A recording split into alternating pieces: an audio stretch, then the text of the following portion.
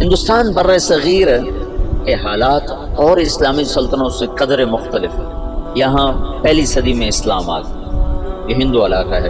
یہ جو سری لنکا ہے، یہاں عرب تاجروں کے ذریعے سے یمن سے جو آتے تھے بحری جہاز، ان کی تبلیغ سے یہاں اسلام آ گیا، اور یہاں کا جو راجہ تھا وہ تو مسلمان نہیں تھا، لیکن عوام الناس میں اسلام آ گیا۔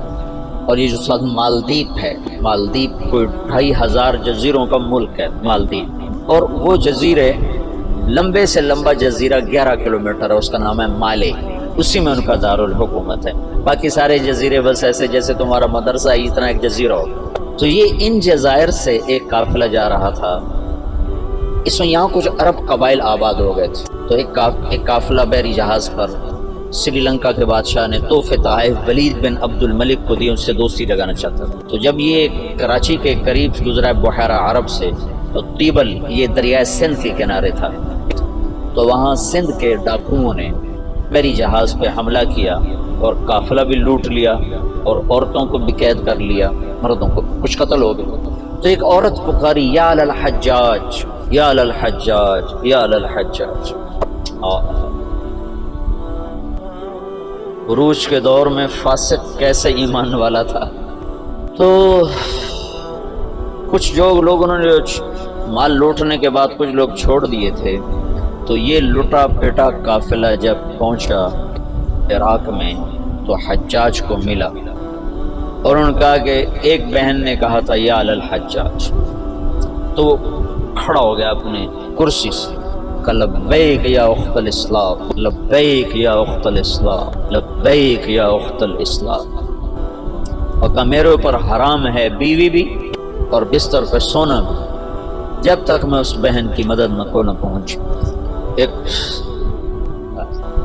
جس کے بارے میں اللہ کے نبی کا کہنا ہے کہ وہ بنو ثقیف میں ایک مبیر ہو، ایک صفاق ہو، فاسق ترین انسان غیرت ایمانی سے ایسا بھرا ہوا ہے کہ میرے اوپر بیوی حرام ہے، میرے اوپر بستر پہ سونا حرام ہے، جب تک میں اس بہن کی مدد کو نہ پہنچوں۔ اور اس نے اسی وقت ایک لشکر تیار کیا، عبید اللہ بن نبحان رحمت اللہ علیہ کو امیر بنایا، اور ان کو 3000 کا لشکر، 4000 کا لشکر دے کے روانہ کیا۔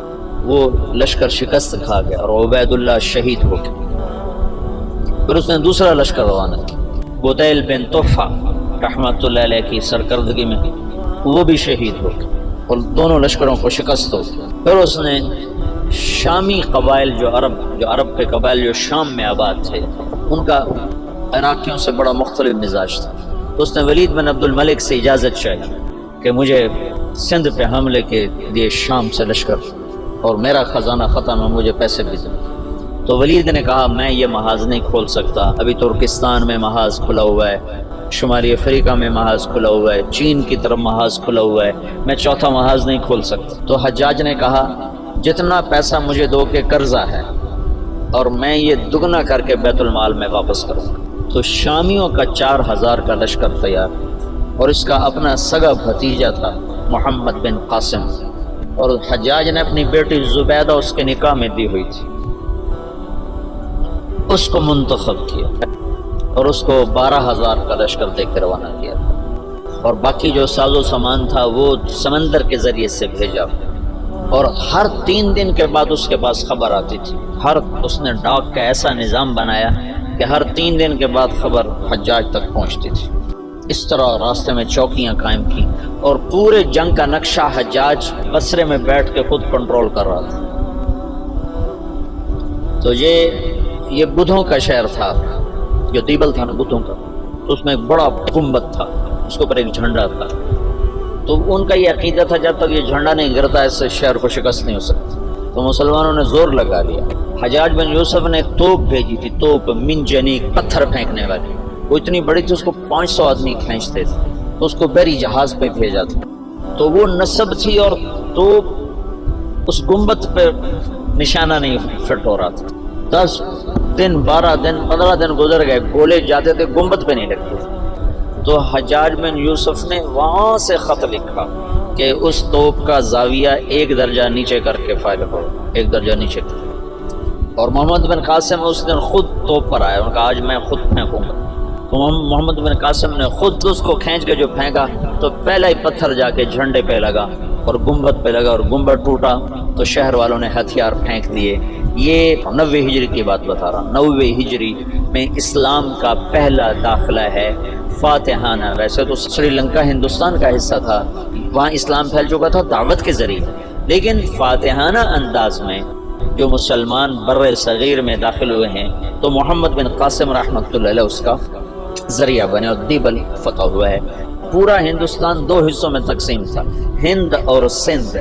سندھ یہ نہیں جو آج ہے، یہ سندھ بمبئی تک تھا اور دیپال پور تک اور ادھر سے بمبئی تک، یہ ایک پورا علاقہ تھا، باقی ہند الگ علاقہ تھا۔ راجہ داہر اس سارے کا بادشاہ تھا۔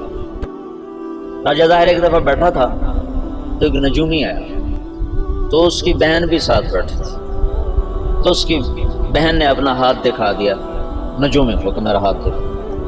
نجومی نے کہا یہ لڑکی آئندہ سندھ کے بادشاہ کی بیوی بنے گی۔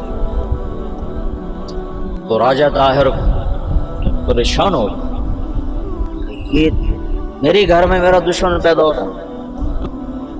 تو اس نے اپنے وزیر کو بلایا، کہنے لگا نجومی نے کہا ہے کہ یہ میری جو بہن ہے یہ سندھ کے بادشاہ کی بیگم بنے گی۔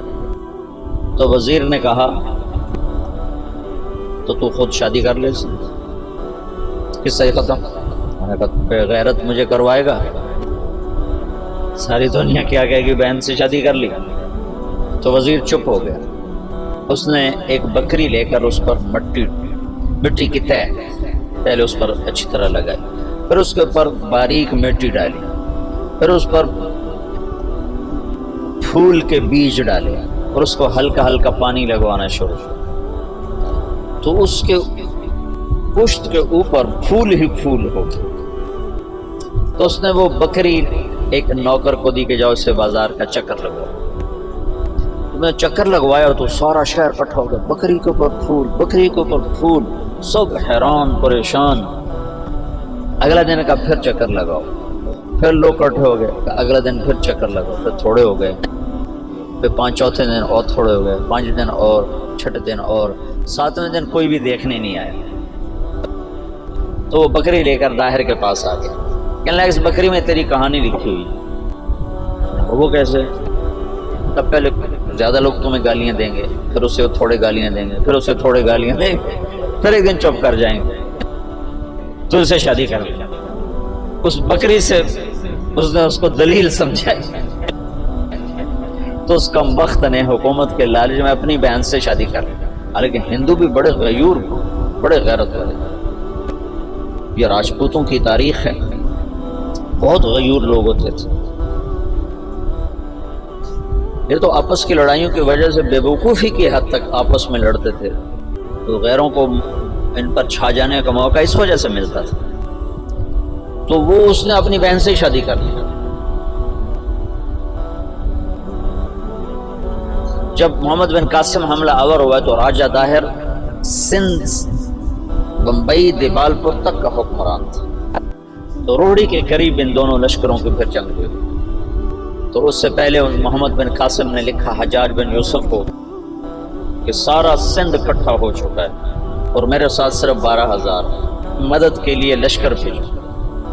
تو فاسق اور صفاق کا خط سن، حجاج کا خط آیا کہ اللہ کے رسول کا فرمان ہے